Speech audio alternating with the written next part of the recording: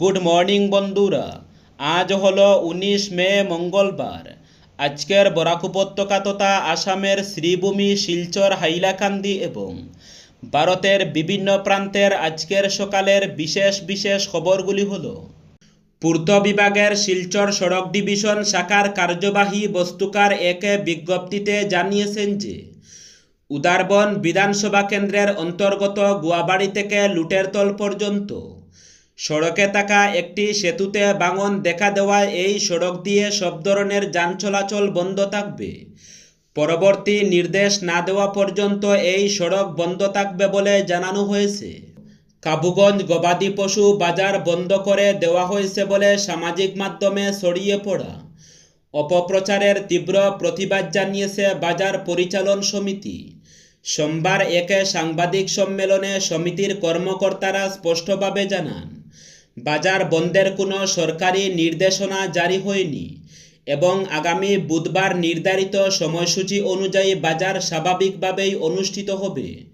সাংবাদিক সম্মেলনে সমিতির পক্ষ থেকে জাবির হোসেন লস্কর ও ইকবাল লস্কর অভিযোগ করেন, একটি অজ্ঞাত চক্র ইচ্ছাকৃতভাবে সামাজিক মাধ্যমে বিভ্রান্তিকর তথ্য ছড়াচ্ছে।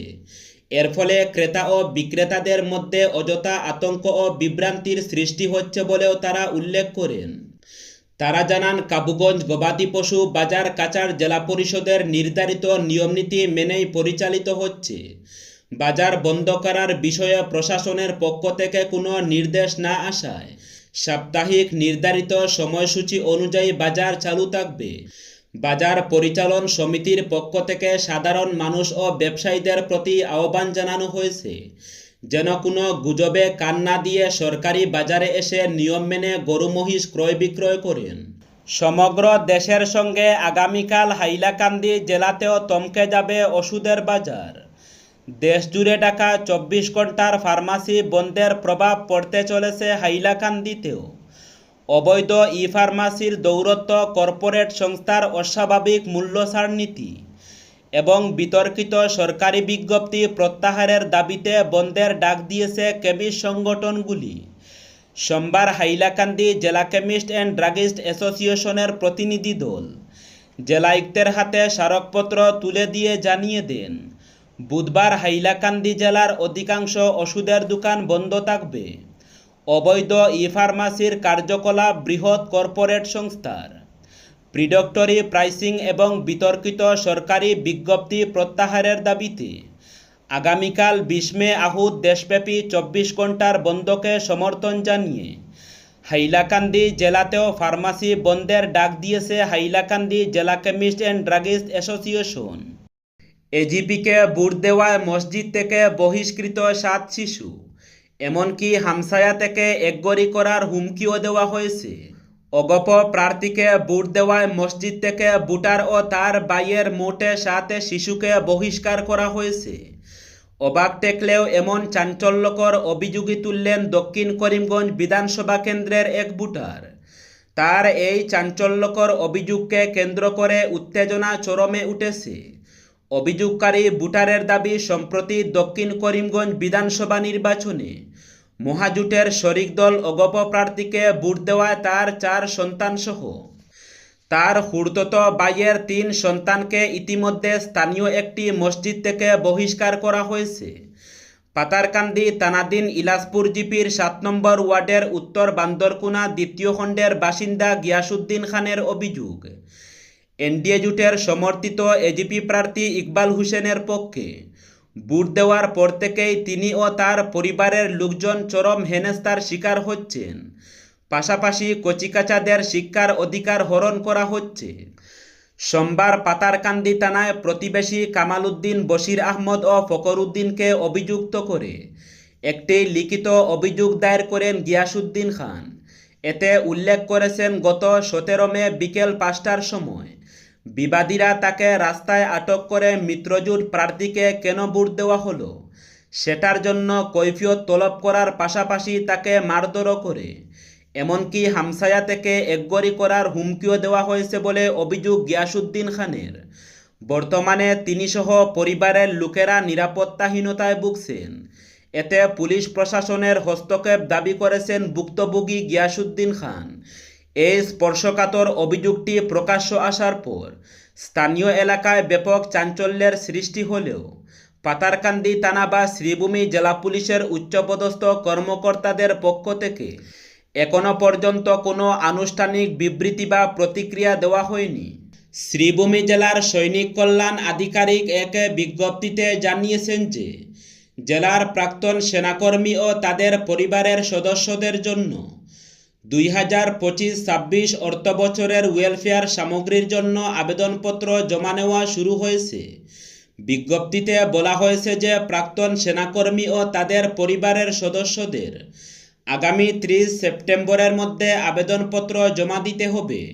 আবেদনপত্র সংগ্রহ ও বিশদ বিবরণের জন্য জেলা সৈনিক কল্যাণ আধিকারিকের কার্যালয়ের সঙ্গে যোগাযোগ করতে বলা হয়েছে। অসমের পরিকাঠামো উন্নয়নকে আগামী কয়েক বছরে নতুন উচ্চতায় নিয়ে যেতে একাধিক বৃহৎ প্রকল্পের কাজ দ্রুত শেষ করার উপর জোর দিল রাজ্য সরকার। সোমবার লোকনির্মাণ বিভাগের বিভিন্ন গুরুত্বপূর্ণ প্রকল্পের অগ্রগতি নিয়ে উচ্চ পর্যায়ের বৈঠকে মুখ্যমন্ত্রী হিমন্ত বিশ্ব শর্মা স্পষ্ট জানিয়ে দেন, নির্ধারিত সময়সীমার মধ্যে কাজ শেষ করার পাশাপাশি নির্মাণের গুণগত মানের ক্ষেত্রেও কোনো আপোষ করা যাবে না। সরকারি সূত্রের খবর, বৈঠকে রাজ্যের বিভিন্ন প্রান্তে নির্মীয়মান একাধিক ফ্ল্যাগশিপ প্রকল্পের বর্তমান অগ্রগতি নিয়ে বিস্তারিত আলোচনা হয়।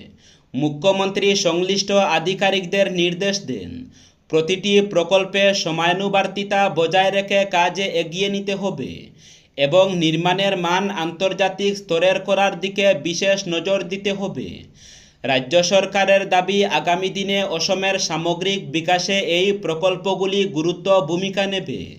ইতিমধ্যে একাধিক আধুনিক স্টেডিয়াম, সম্মেলন কেন্দ্র, প্রশাসনিক ভবন এবং জনপরিষেবা সংক্রান্ত পরিকাঠামো নির্মাণের কাজ দ্রুত এগোচ্ছে।